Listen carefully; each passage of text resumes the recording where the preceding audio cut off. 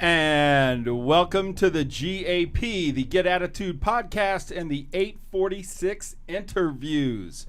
My name is Glenn Bill, founder of the University of Attitude, keynote speaker, and author of the #1 international best-selling book, The ABCs of Attitude. The Gap. We are bridging the gap from where you are to where you want to be, and from who you are to who you want to become. And we're going to be doing that with our 846 interviews. It's a special edition of the Gap in light of what occurred on May 25th. But first, a little housekeeping. As I said, my name's Glenn Bill. I've been fortunate enough to help tens of thousands of people get attitude. Attitude is the secret formula to success in your business and in your life. Love it. Hey, this is what live broadcasting is all about. I could have sworn I took it off. Sorry, guys. Shame on you. Shame on you, Glenn. Didn't you see me? See? So look at everybody can screw up and it's still fine. I'm going to kill that guy. He's obviously not listening to me. All right. So anyway, I apologize for that because you know what? We have an unbelievable show with unbelievable guests, and it is our opportunity to learn from 4 incredible guests. I do want to make sure that if you like what you're hearing and you like what you do, like what we do, that you go to the Get Attitude podcast on Facebook and like it. If you like what is being talked about today, please share this podcast. If you're not listening live and you're listening later, please share it. You can get the Get Attitude podcast on any format, and we are here to change the world one attitude at a time. I want to thank my guests, and I want to jump into what the 846 interviews are all about, why we did the 846 interviews, and this is our second edition with 4 black women, and we're going to hear their stories of Black America. On May 25th, right? I mean, May 25th, it seems so long ago, and it's evident to me that we're starting to forget again. We're starting to forget again. It's not being talked about. We're getting distracted. But on May 25th, our country changed, and George Floyd was publicly killed in an event which was filmed and witnessed for us all to see in real time.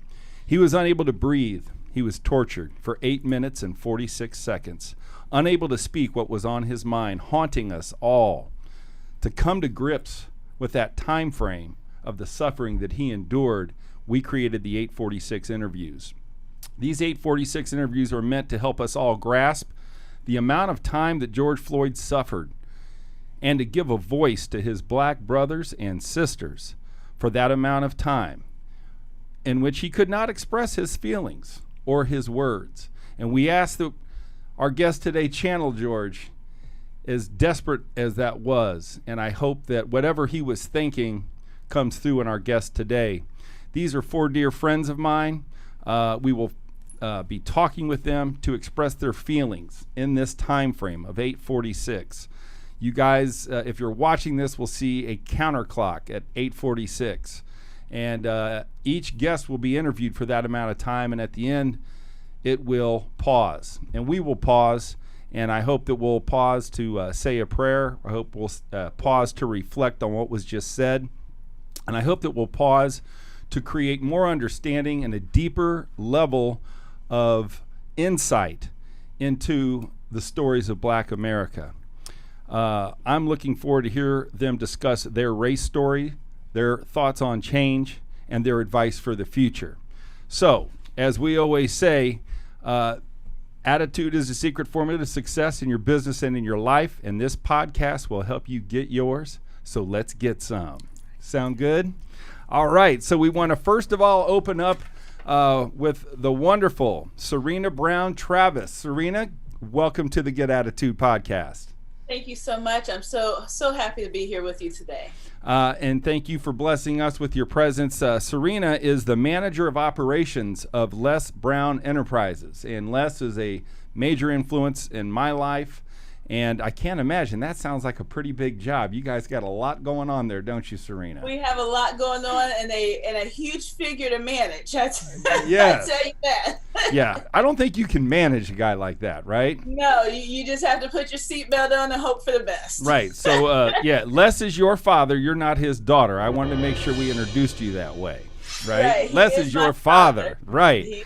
He's my daddy. Now, you are an entrepreneur as well. You are a co-owner of The Good Kitchen. Give me just a little taste of what The Good Kitchen's all about. Well, I love that you use the word taste. The Good Kitchen 614 is a soul food restaurant here in Columbus, Ohio. Okay. And so this is where you come if you want to taste some good food. I like it. Do you know Obi Stillwell? I do not. Okay, Obi played for Ohio State. I was on his show, and he's got a radio show there in Columbus. So I'm going to make sure I tell him to get down and come see you. Indeed. And so what we want to do is start with you on this journey through 846. And here we go. We're going to start the clock. I want to ask you this, Serena, to please share with me your personal or shared racism experience story. I'd like to know how old you were when you experienced it, and I want to know how it made you feel. So with that, please tell us. All right. First of all, thank you so much for doing this and for giving us a voice. You don't have to do it. You don't look like us, so this is not your struggle, but we appreciate you putting yourself out and your neck out for us to have this conversation. At the age of 24, I started working for the state of Ohio, and I decided I wanted to work on my master's degree. I was fresh from finishing my bachelor's degree at 22, and I had a little work experience, but of course the next progression in life is to go for your master's degree. I asked my manager, who did not look like me, I said, hey, I need you to fill this out. It's a recommendation form, and as you know, it'll ask you questions.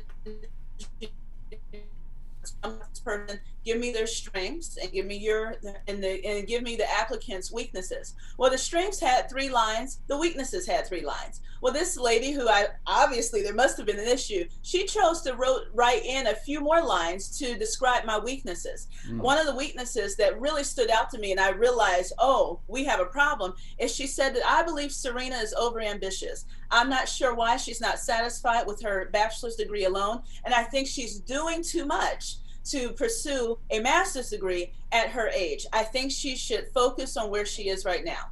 Now, I've never heard anyone discourage anyone from moving to another level of getting a higher education. Fortunately for me, I come from a family of motivational speaking. The man who says, shoot for the moon, even if you miss, you land them on the stars. That conversation, that criticism may have worked for someone else, but for someone who has been a part of a goal achievement lifestyle, it really did not sit with me the right way. When I went to ask her, hey, Miss Carol, what did you mean by this? Well, I just think, you should just be proud of right where you are and not advance, not do more, not stretch myself even further than where I am. And she said that she thought I should stay right where I was. And that was my first experience of not only racism, but a very a true experience of someone keeping their thumbnail on me. And so I had to switch departments real quick before things got lit up in there. Right. So you were 24, and so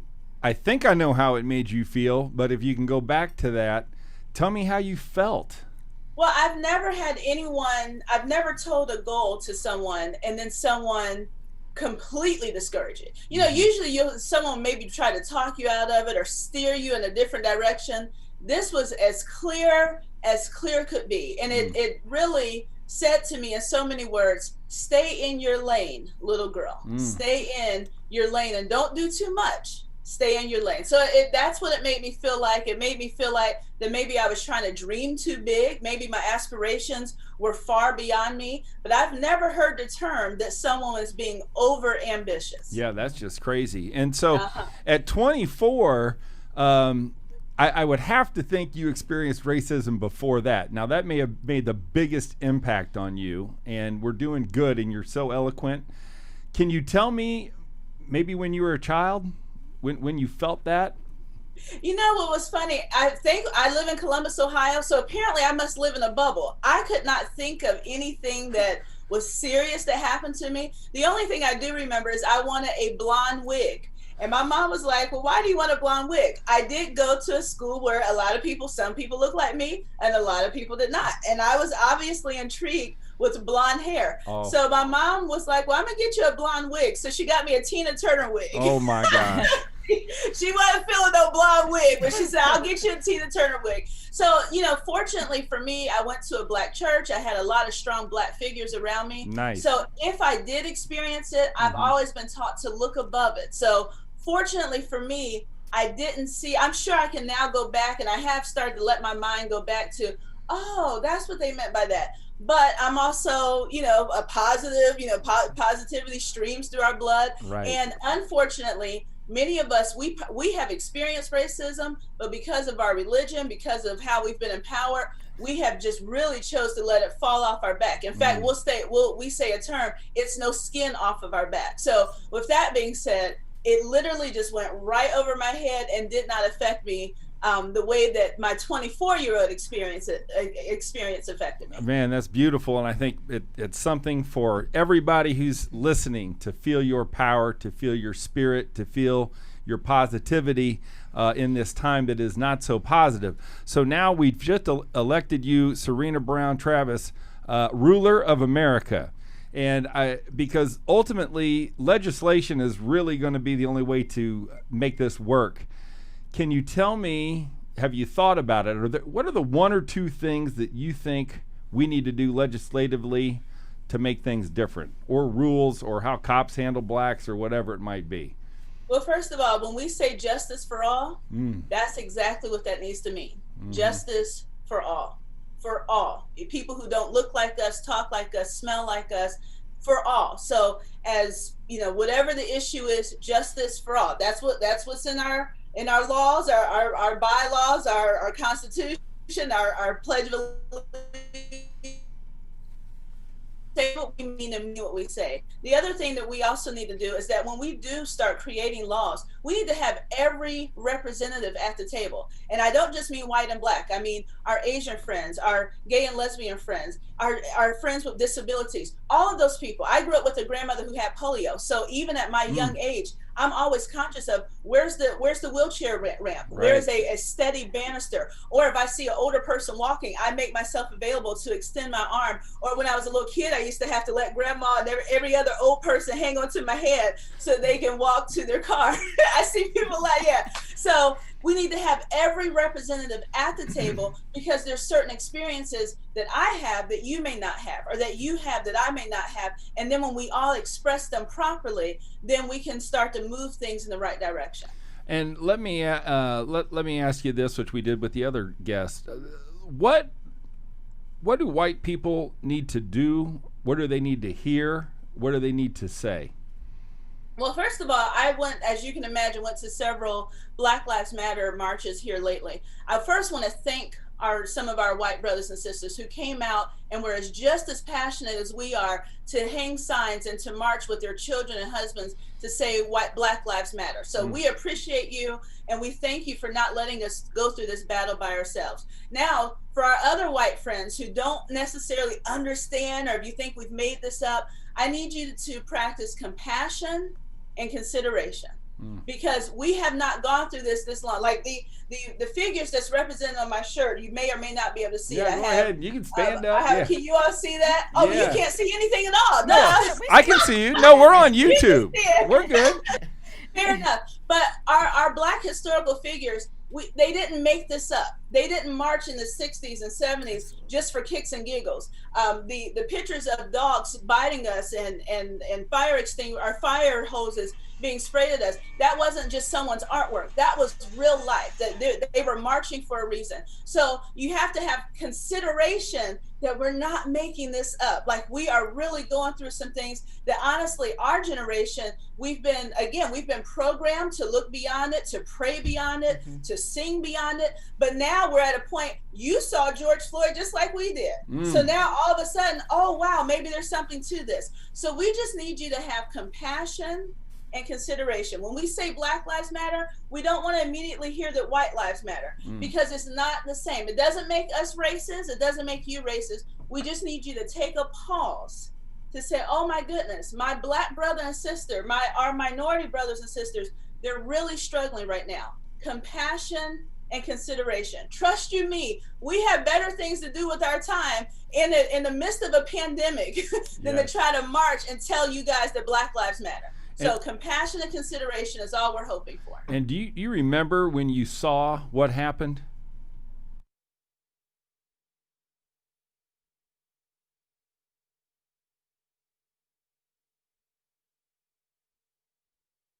I do remember what I saw, what happened. And to be quite honest, it was shocking. It was appalling. At the same time, unfortunately for many of us Black people, we have seen it before. So all of a sudden, when George Floyd became a movement, honestly, we said, oh, we've got a march now. We have some people who are trying to help us verbalize what we've been saying for years. So yes, we appreciate the marches. We appreciate the monuments coming down. We appreciate the flags that are being changed and altered. And so now we also need a seat at the table to start adjusting laws on our behalf. I love it. I love it. Serena, thank you so much. Now you just hang on because we're going to come back to you if that's okay. All right. I'll be right here. I can't wait to hear from my sisters. All right. So we got Sister Myoshia. How are you, Myoshia?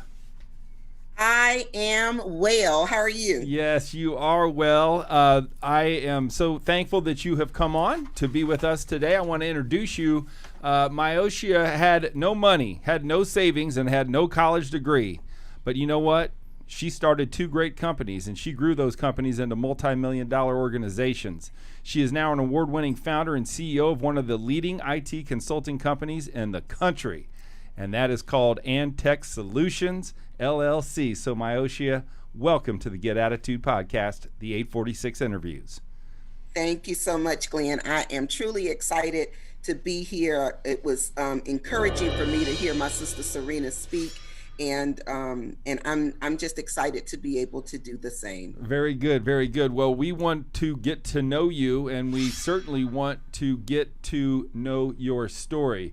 One of the reasons that I'm keeping this simple is because I've always believed that a lot of people, white people, see Black people as Black people. And they don't understand that there's a story inside of the Black person. They're just not Black. And it's a story that white people don't have. And it's a story that resonates in their nervous system. And it's the reason why, in my opinion, friction exists. That's where the vibration starts. And so it's important to me that I get as many stories of Black America out on this podcast as I can. And I appreciate everybody for being vulnerable enough to talk about it, for being brave enough to talk about it. And so I honor you all. So, Myoshia, if you don't mind, we'll start the clock on you. And please give me your race story. All righty. So I'll start by saying, thank you for the introduction. And yes, I have been able to attain a certain level of success by the public's eye, right? But growing up, what I did not share with a lot of people over the past, several weeks is that George Floyd and I grew up in the same neighborhood. Oh my. We walked the same streets. Mm. We went to the same elementary. We went to the same high school. So this story and Wow. this event and this malicious act hit very close to home for me, right? So as I'm sitting here enjoying the leisures that I have now in this, country that I live in, it really made way for pause. So no matter where I am today, let me take you back to elementary school, right? Let me take you back to Frederick Douglass Elementary. Wow. In historic Third Ward, Texas, because we do believe that our community is not confined by our city. So we're not from Third Ward, Houston. We're from Third Ward, Texas. So I'm going to take you back to Frederick Douglass Elementary. And I remember being in class, right? And now, mind you, we are in an inner city school. So we are in a predominantly Black school. And while a lot of our instructors and teachers were also African American, there were some that were not. Some that were of high caliber and still to this day hold high esteem with me. But there were some who were not, who were just plain mean. And I didn't necessarily understand it then, but I remember a teacher of mine grabbing my arm and reprimanding me for something that not only I was doing, but the other kids in my class, two others in particular, two of which did not look like me. Right. But I was the only one that was reprimanded. And the way she said, "Girl, you better stop," still, haunt you. even now, I'm getting ready to start rocking in my seat.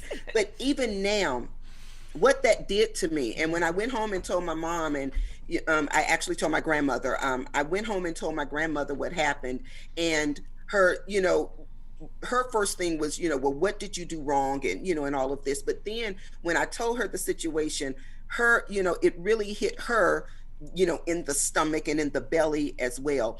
And that wasn't the only time that I was reprimanded by this teacher. And I mean, it literally got to the point where we had to really start, screaming for our corporal punishment laws and all of that in our school. So I remember that. And I remember the feeling that I had, the feeling of being less than, and why did I get reprimanded and they didn't? So, and that has carried on. I too was going to start with a 26-year-old story, because that was the one that today has had a pivotal impact on the way I operate my business and train my team and all of that. But that third grade story still resonates with me today. One of our guests on our last podcast, Raphael Coffey, who's an attorney, and I learned from this. Like, you guys are so good. You gals are so good. But this concept of feeling less than, and that's why I want to know, when you experienced, what was the feeling, and feeling that you're less of a person and that you don't measure up, that would piss me off, to be very honest with you. And I've never had to deal with that. And so I want to thank you for that honest story. But now, since you let us into it, I want to know the 26-year story that got the fire in the belly and the money in the bank. Exactly, because I truly believe that money does have a certain level of power, right? So 26 years old, I'm already, an entrepreneur at this point, right? So I started my company, and I am still in technology, right, at this moment. So I'm in technology, and I am pitching a deal to one of the largest law firms in this southern region, right? So I'm pitching the deal, and I know that I am, one, qualified to do the work. I know that there is an express need that they have, that they need to be met. And I know that I am the person for the job, right? Yep. So I'm pitching this proposal to them, and I am literally in a room of white men, one white woman, but 7 white men and a white woman. My proposal is dismissed. It is rejected, and it is not selected. I literally, Glenn, went and I gave the same proposal to a white colleague of mine and gave them the instruction to go back and pitch this deal. Oh my. I did not change a word Right. of the proposal. I did not change a number. I did not change a character. Right. And they accepted it with flying colors. Actually, they commended it. See, So once they did, that's real. that's real. Yeah. So once they did, I went back with that colleague of mine. I let them know that she was actually an employee of mine, and that this was the exact same proposal that had been pitched to them previously. And I politely told them thanks, but no thanks. Atta girl. Did you? And I think the reality is that story has happened 100,000 times in the past 50 years, right? Barred when you hit the door. Barred when you hit the door. Thanks for sharing that. I'd like to know if you feel that there is a law or legislation or a rule or a norm that if you could snap your fingers and change it, that could possibly heal what we're going through, that could have possibly saved George's life. Did you know George Floyd? I knew Perry. Yes, we called him Perry, but yes, I No did. kidding. He was younger than me, but Right. so he So graduated. out of the with my blue, sister. I call you. Yes, you Now, did. is God Isn't that working? amazing? Is God Yes, working? Like, that's Yes. crazy. I didn't know you Yes. until I started calling you. That's Yeah. just crazy. He's speaking from Yeah. the grave. All right. So, have you thought about it? Have you thought about legislation? What's the one change that you would like to see? I'll tell you. Here's a napkin. And most of you who are listening to us can't see this, but I am literally ripping a napkin. I mean, it's not one, Glenn. It's not one. It is everything that carries some inequalities. Everything. Tear it all up. Literally, tear it all up, and let's start from scratch. Because again, to Serena's point, if we're supposed to all be equal, then hey, hell, let's all be equal, right? Tear it all up. Right. Tear it all I up. love it. That's what I think. And then let me ask you this. What can or what should white people do, say, or listen to that could make a difference? I think first and foremost, when you know better, do better. Literally, you cannot hide behind the veil of ignorance anymore. When you know better, do better. Try to study history, and not just history of Black people in America, but globally. Listen to every inequality that we are identifying in America. Listen to it, because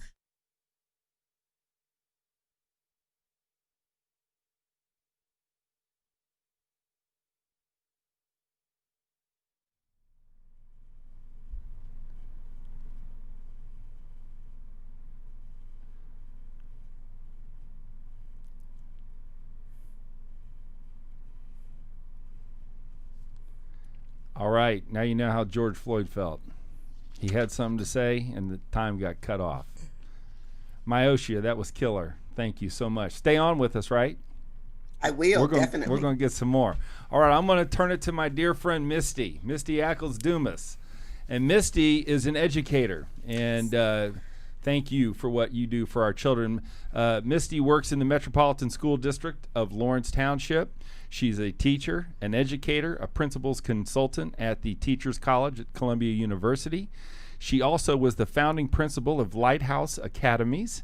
And Misty and I went to high school together. And I remember Misty being a freshman. And Misty was always outspoken and proud to be Black. And that's why I love to have you. And you are never afraid to engage with me. And so welcome to the Get Attitude podcast. Thank you so much. I'm just so appreciative of the invite. Thank you. Thank you for wanting to listen to our story, to my story. So I think what we'll do is just jump right on in. How does that sound? Okay. So what I want to know, again, keeping with the theme, and boy, we've had two great stories, is, and I can't say this enough, but we need to start looking at the stories inside of Black people. Not only do we need to be looking at them, we need to feel them. And so that's why this has been so good. So Misty, tell us your race story. Yeah. Thank you again.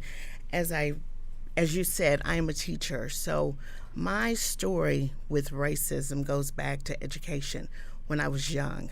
When I was 12 or 13 here in Indianapolis, the students were mandated. It was a lawsuit against the Indianapolis Public Schools. And so because of the lawsuit, the students were mandated to go out into the townships or the suburban schools from the inner city to integrate the schools. And so I was a part of the first group.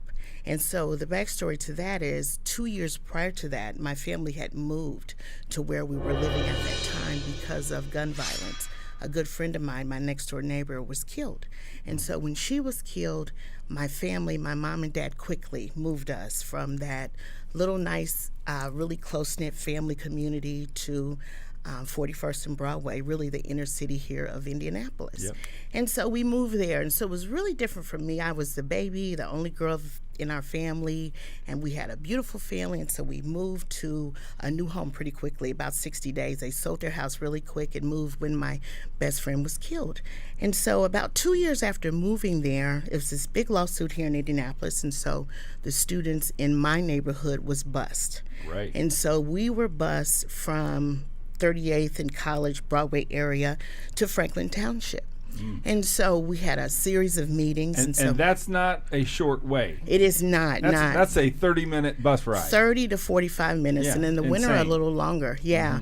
And so we had a series of meetings for the community and the families. We went to visit the school, and so my parents were really in education, and they just thought it sounded like a really good thing.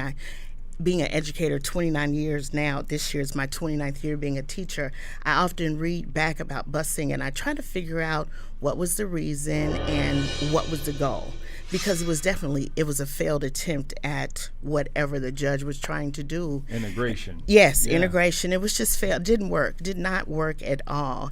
And so we were bused there, and I remember the first day of school. In fact, it gives me chills to this day, because when we left our area and rode the buses to Franklin Township, we were met with protests, with signs, with families from that community that they threw eggs at the bus. And as I said, I was from a really close-knit family and a loving family. I knew nothing about racism. I knew nothing about what I was experiencing, but it was really real. And not only real from outside the bus, but when we got off of the bus, the teachers weren't really welcoming, and the students were mimicking what they heard at home. Oh, boy. So the classroom was challenging, the hallways were challenging. I never forget, I had a small little altercation, and I received 5-day suspension. I didn't know anything about that. And so every morning and every evening, my family, we had this big pep talk.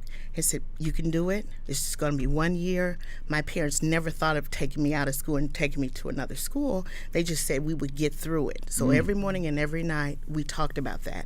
And I remember about 2 weeks into school, my dad told me one morning, said, "Misty, I just want to tell you that they really want to arrest you." I said, "Arrest? What do you mean?" "They want to take you How old kids." were you? I was in the 8th grade. You were when 13. 13. Oh, my And God. he said, "They really want to arrest you." And it was just so hard for me to fathom that. And so I left my home, and we would have to get on the bus so early in the morning because it was a really long ride. And then to arrive at Franklin Township and experience that. We did have one or two teachers, as I look back, that seemed to be pretty fair. And however, majority of the people there, they weren't very nice at all. Yeah. It was just a true battle, especially for a young girl. And so I never forget, at Christmas time, my parents told us that they were saving their money, and I didn't realize, but they were saving their money to send me to a Catholic school. So I ended up going to Chittard High School, and that's how I met you. Right. And so then after that, I graduated from Tennessee State University and received several degrees after that. And I've always wanted to be a teacher, and in going and experiencing that in Franklin Township, it just made me love on my students even more. I really try to go above and beyond to help them, because education is truly the coin that equalizes the playing field, and I believe in education for all. Yeah, there's no doubt. That I can't imagine being ripped from your neighborhood, thrown on a bus, and sent out to Whiteville Exactly. at 13. At 13. And there was a whole busload of you. A bunch, yes. And I was going to school, and what was your biggest curse was probably my biggest blessing, because the black kids all came to my school, and I was one of the few white kids that didn't get sent out.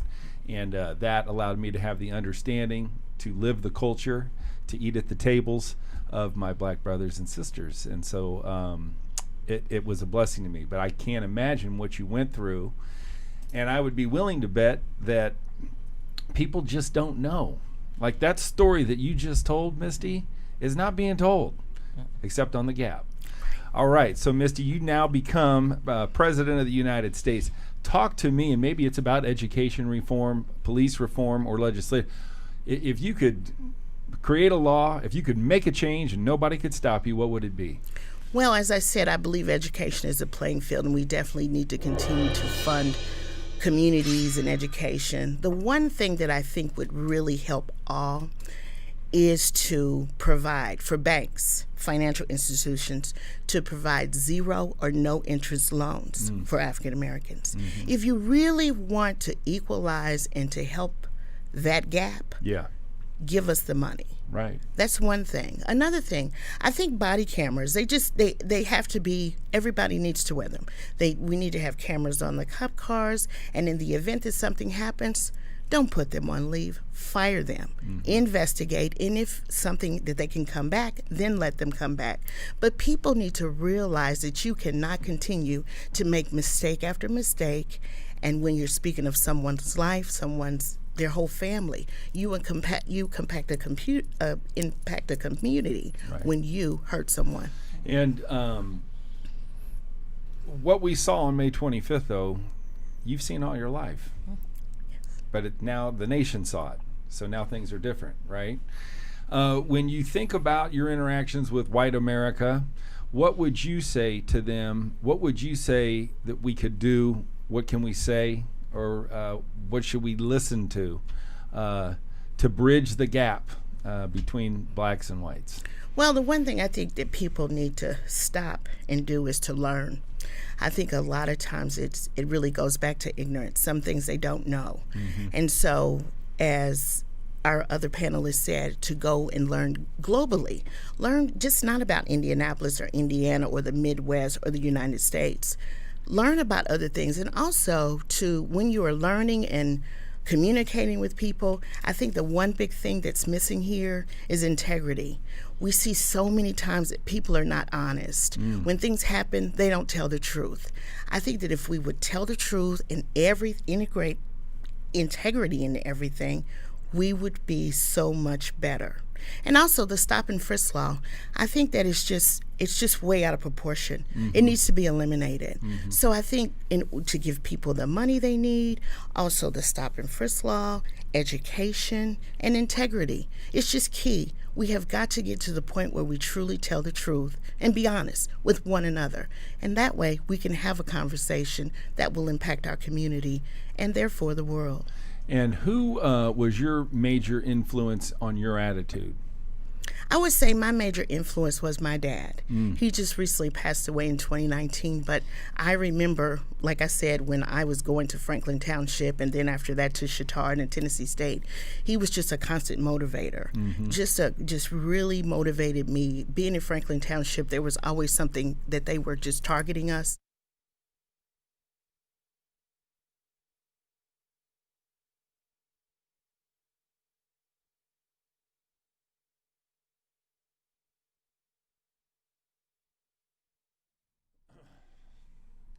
Let me know when we're back.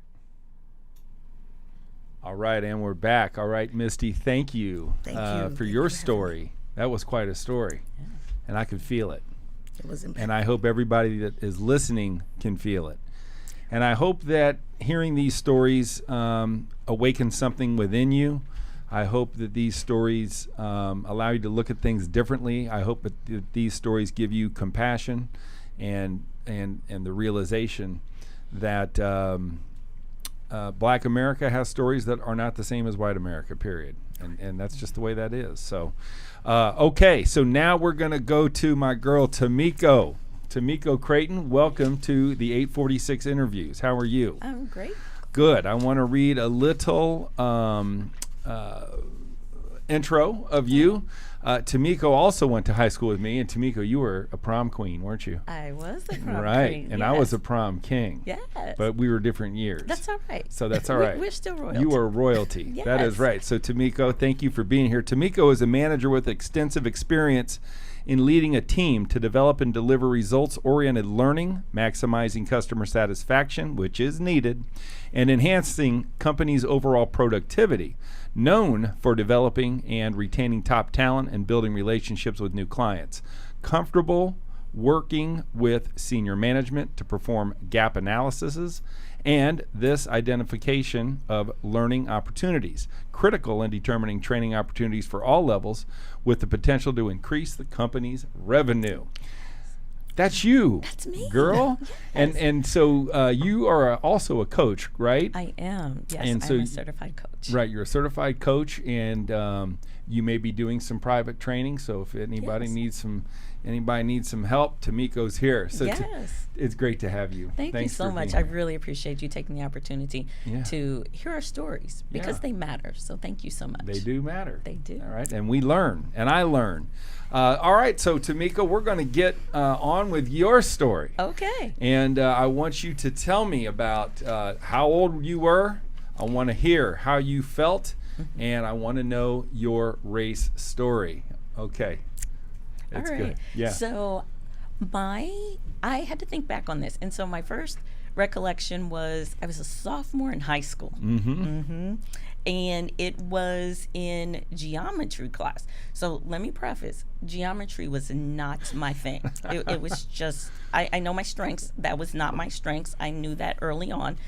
So I struggled a lot in geometry. But I had a white counterpart who also struggled. So we struggled together. Misery Was it loved me? her. I'm not going to tell all the family business. But no, it was not you.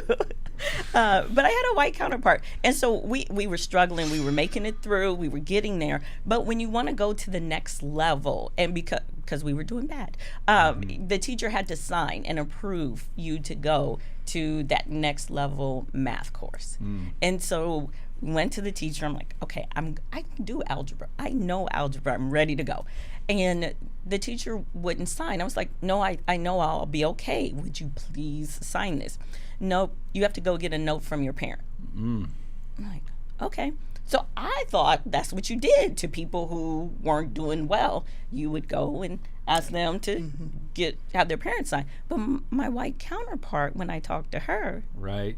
did not have to go and get a note from her parent. Right. So I go home, explain to my mom. She knew my struggle, but of course she signed. You know, Sure. it wasn't a big deal. She signed. I took it back, and she looked at the note, and she looked like, "Did you forge? I did not write this note." But she was like, "I don't think that you're going to be able to do it." And I was like, "I'll be fine."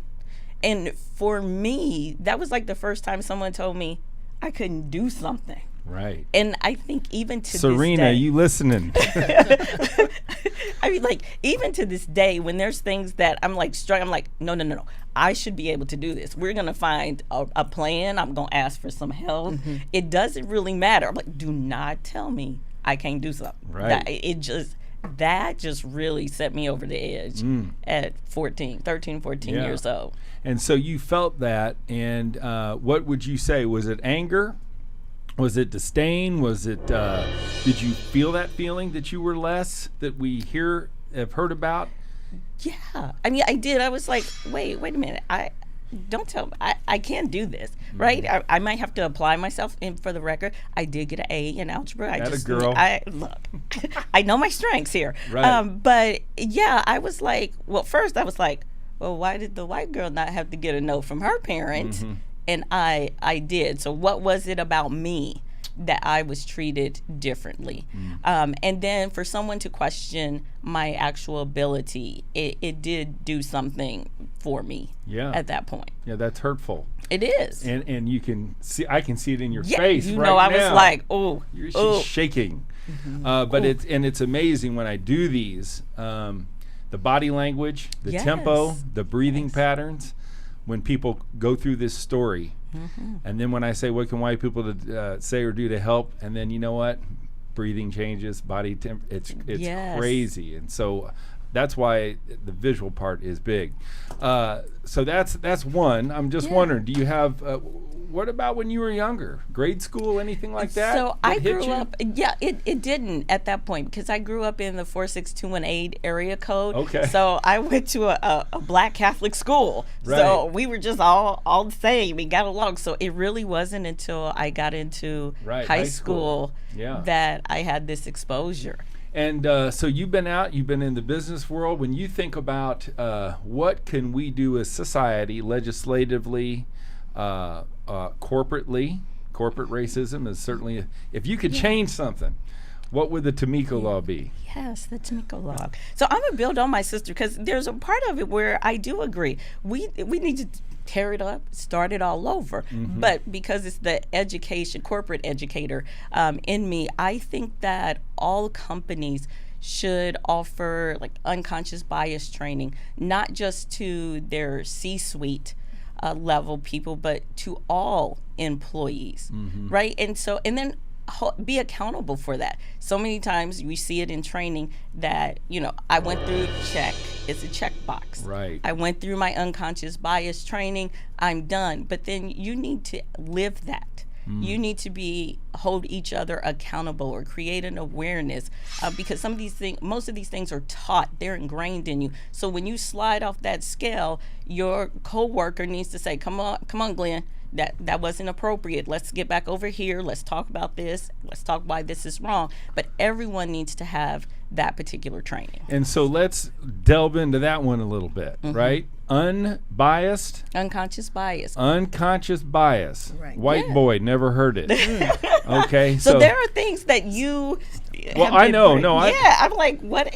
Yeah, Right. people don't think they have it, but it's there. Oh yeah, it's there. Even for the enlightened ones, it's there. It's there. Because it's in our DNA. It is. So, so we can help.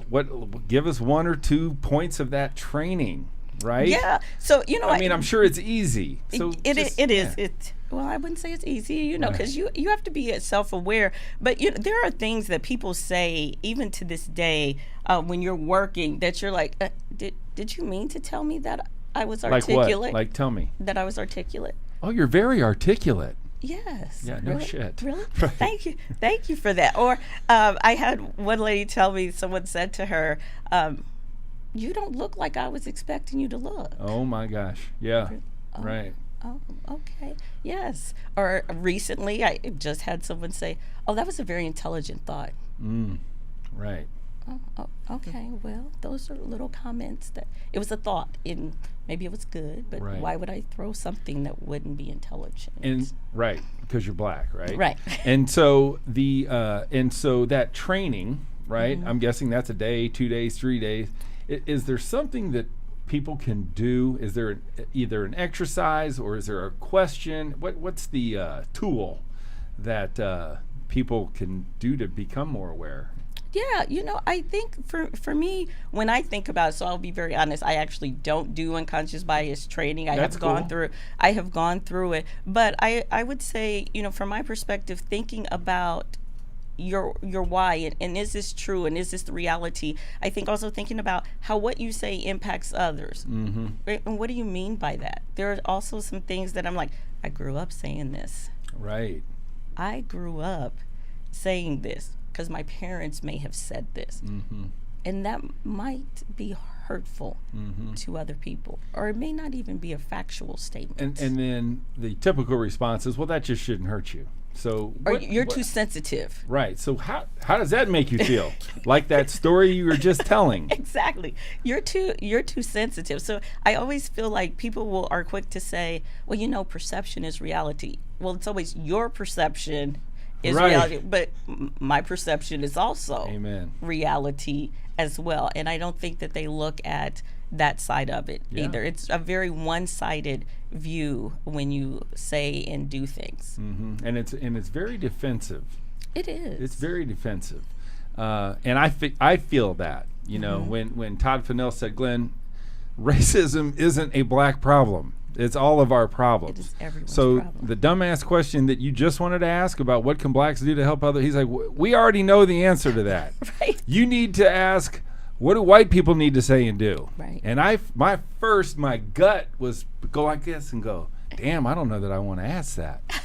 But I did. But you did. And it so feels thank you. good. It feels great. Thank you. And I learned, and we're getting better. So I want to know, what can, in your opinion, white America do, say, or pay attention to? Yeah, I think just being aware of situations and black people and being more sensitive. Just recently, I was walking with 2 black women. We were walking on a trail. A white woman came up, saw us getting close, literally sped up.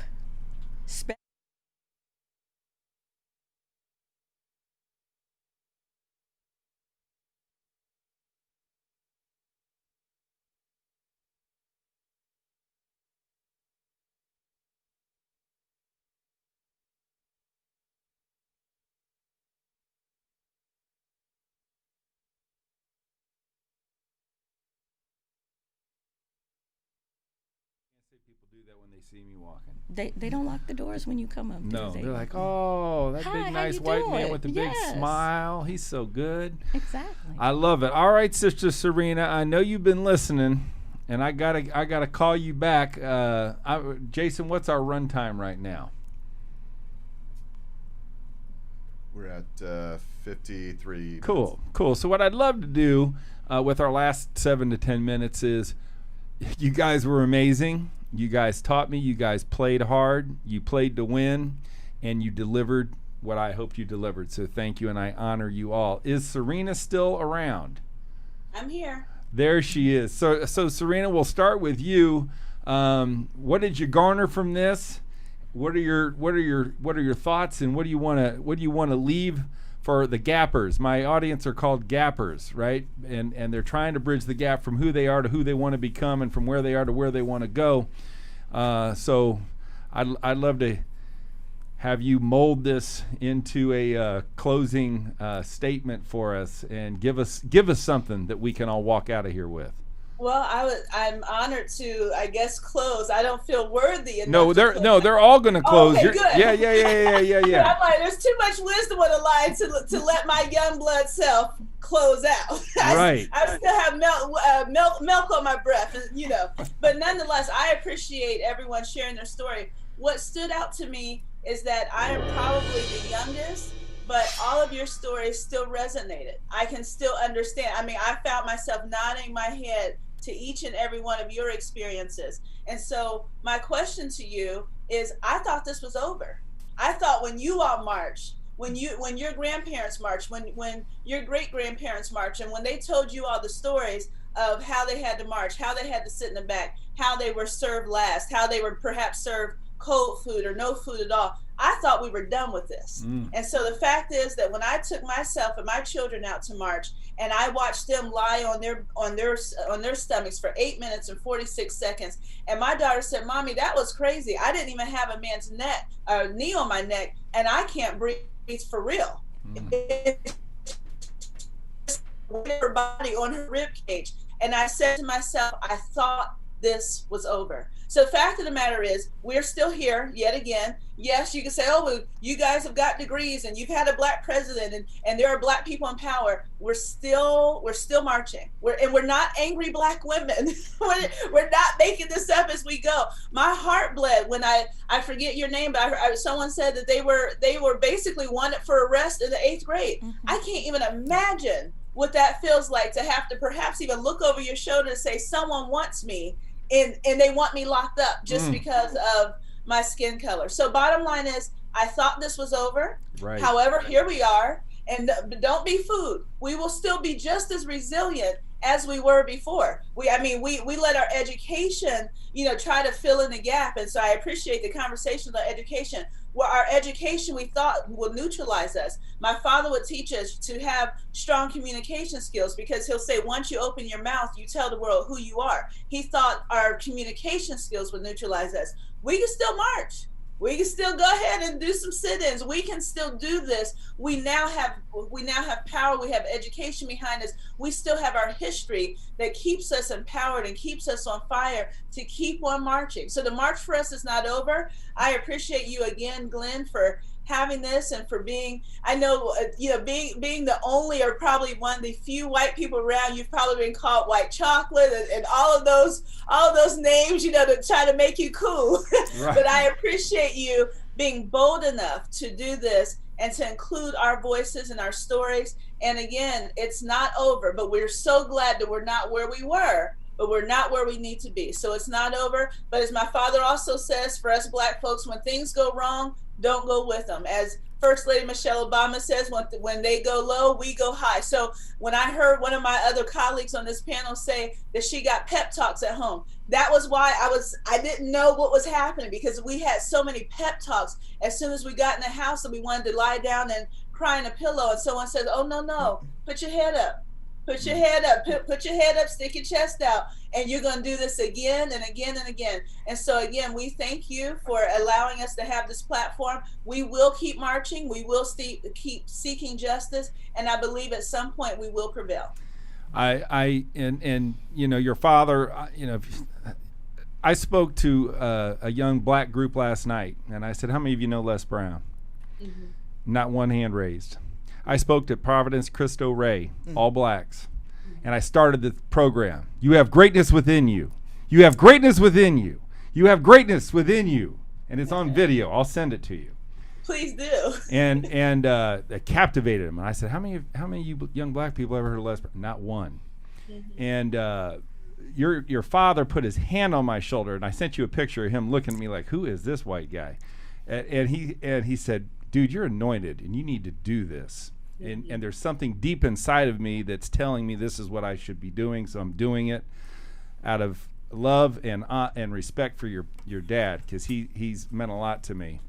And the best thing we can do is further his legacy. And I know so many people say, you shouldn't be quoting Les. You need to make sure you say. And I said, look I need to. Young black people don't know him. I mean, it's crazy. And I speak to him all the time. So I'm spreading his legacy. I'm spreading his word. And thank you so much for being with me today. You're fantastic. I appreciate you, and thank you for keeping his voice alive. You know it. I'll send you the video. You'll love it. Please do. I can't wait to see it. You're going to love it. We're going to have a good laugh looking at a white man say, you've got greatness within you, trying to sound like my daddy. Yeah, that's exactly right. And I'll keep trying. I ain't afraid. Amen. Well, listen, I appreciate you. And again, thank you so much, ladies, for sharing your stories as well. You all have all inspired me. All right, so we're going to go to Myoshia real quick. Myoshia, I know you've been listening, and I know you've been thinking, and you crushed it, and I need to hear from you and tell me what you learned and tell me what we need to take from this podcast. I think, first and foremost, this was an amazing conversation, and I think you have curated a group of phenomenal Black women. And as one of them, I am so honored to be in this space for such a time as this, right? So it is a heavy load to carry, but we all carry it together. Blacks, whites, yellows, greens, and browns. We are all in this together. We cannot make change by ourselves. White people can't make change by themselves, but together we can do it. And that is my message, or the one thing that I would want to leave us with today, is that it is going to take us all. Now, the burden may be a little bit heavier for some, but it is incumbent upon all of us to do our parts. Again, we cannot stand behind the veil any longer. So now that it's been lifted, and unfortunately there's been a lot of collateral damage, but it has brought us to this point. So what are we going to do? Yesterday is no more. Yeah. And we can't get it back. We can't get our loved ones back, but we can march forward in their honor. So what are we going to do? Those of us that are sitting here on this panel, to the gappers that are looking, to the gappers that are watching, to the gappers that are listening, what are we gonna do? Because it's gonna take we. So less of me, more of we. Let's go do it. That's great. Let's bridge the gap. Here we go. One thing that came out of the 4 Black men that we interviewed was the toll that this is having on Black women and Black mothers. And I know you each have children. I want you to say whatever you were going to say, but if you want, because I was going to ask them, talk to me about being a Black woman in America and a Black mother in America, and is it taking a toll on you, and what don't people know? And you can wrap up however you want, but I would love to hear, is it, I've always said it's tough enough to be Black, but it's got to be worse to be a Black woman. Hello. And so I have an affinity for Black women. I love them. All right. So, Misty, we'll go with you, and we'll end with Tamiko. Okay. Definitely. I have a 17-year-old. She is getting ready to be a senior here at Cathedral High School here in Indianapolis. And she works at a swim pool. And so I tell you, she is a swimmer, a great swimmer. She has a challenge with people in that community that come by, and she's the only African American lifeguard there at the pool. And so I tell you, 3 or 4 times a day, my husband and I, that's our summer job, to drive past the pool and to check on her to make sure that she's okay. And every day we have prayer before she goes in the pool, and we have a debrief when she leaves. So it is a challenge raising a girl in this world. You have to continue to remain steadfast and continue to encourage her. She's an honor roll student, really smart. As I said, she's a swimmer. She just received her Gold Award as a Girl Scout. She works in the community. She's a great person. However, the threat is there, and we have to prepare her. In thinking about our conversation here, I really appreciate you inviting me to the table. The women here were phenomenal. It was wonderful. Thank you for allowing us to share our story. Although some of the information in the stories were suffocating, I think about it. I think about George Floyd. I think about my experience as a 13-year-old. It was suffocating. We can go forth in the world and make a change if we continue to have integrity, communicate, and to give people what they need. Just be fair. You don't have to go overboard. Just do the right thing and do it with integrity, and we can make our world better. I love it. Thank you, Misty. That's great. Thanks for sharing your story. Thank you. That's great. Okay, Tamiko, we're gonna finish with you. All right, we're going to work through this. I like That's it. awesome. So tell me how you're feeling. Tell me what you learned. Tell me what it's like being a black mother of a black daughter. Yes. And yes. tell me what you think of all these great people that we had on today. Sure will. So, like you said, I have a daughter. She is now 23, attending LSU. But like Misty's daughter, she was a swimmer. And she started swimming from the time she was 7, 8 years old. And so, like, one of the things that really stuck out to me is we were at a swim meet. And Kennedy was a good swimmer. And so she was at a meet. In the middle of the meets, they would do their awards and do the honors. So she was up on the podium, first place with the rest of her team. It was a relay. They played music. The team danced. Next award, she got up there, first place. She did her little dance. And I remember in the crowd hearing, I was with another black mom, and she was like, did they just ask if she was black? And I'm like, yeah, but that's okay. We're just going to keep going. Kennedy made the podium again, first place, and she started dancing in celebration. And we both got very uncomfortable by the rumblings, so much so that when she came over to give me her awards, I was like, Kennedy, when you make the podium again, don't dance. Just stand there and smile. And we both, the other mother, we were like, we kept our eyes on our children, because our first inclination was, we want to take our girls and we want to leave. Yeah. We want to protect our children. But when you think about that, what I basically did was I told my child, don't celebrate your success. That ain't cool. That's not cool, because everyone else did. And I look at that and I think about, as she continued swimming, she would get to the podium again and she would just smile. Like I would be, Ken, smile, like really cheese and be happy about it. But I always go back to that incident, because I think after I told her why, I think that played a part into how she accepted her awards. So that was very challenging. And you think about what you did to your children just to protect them. God bless you for that. That's not easy. That's not easy. And we're not all perfect. We're not. But it's a shame that you had to do that. I did, because we were really afraid for the baby. We were really concerned about that. All right, I didn't mean to interrupt. No, you're totally keep fine. going. So from this panel of great women that you have here, and I think everyone said it, there is so much more work to be done. And it's not just black people's work, it's everyone's work. So many times I hear from people and they're like, well, I can't go out and protest. But there are things that you can do. You can write letters, you can vote, you can make phone calls. So I would say for me that people need to realize there is something that they can do. There is always something for everyone to move this effort forward. I love it. Okay, well, thank you all.